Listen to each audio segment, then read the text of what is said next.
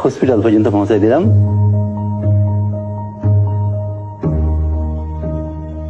আমি ভয় পাচ্ছিলাম যে কেউ আমাকে চিনে ফেলে কিনা, বিশেষ করে তৎকালীন সরকার পক্ষে কেউ আমাকে চিনে ফেলে কিনা।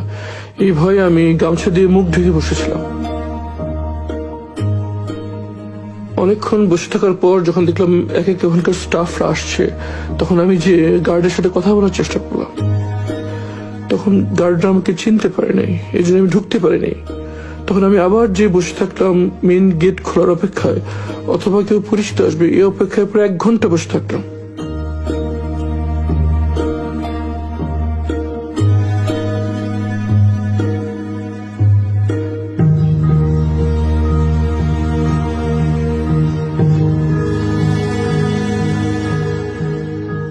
এক ঘন্টার মধ্যে আমি বসে থাকলাম, কিন্তু পরিচিত কাউকে পেলাম না।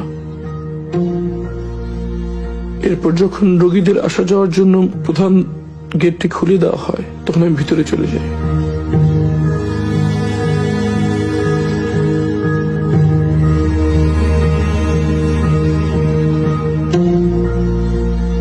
মনের ভিতরে প্রচন্ড আশঙ্কা কাজ করছিল।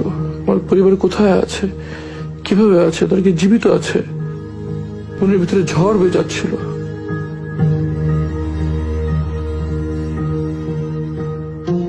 একটু পর ইবনে সিনার পিআর অফিসার আশরাফ সাহেব সেখানে আসেন।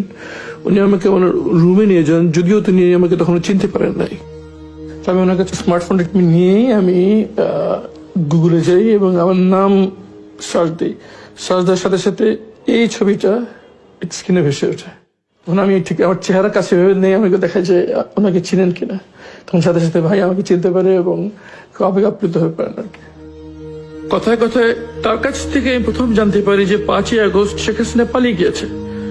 আমি তো বিশ্বাসই করতে পারছিলাম না, আমার কাছে স্বপ্নের মতো মনে হচ্ছিল।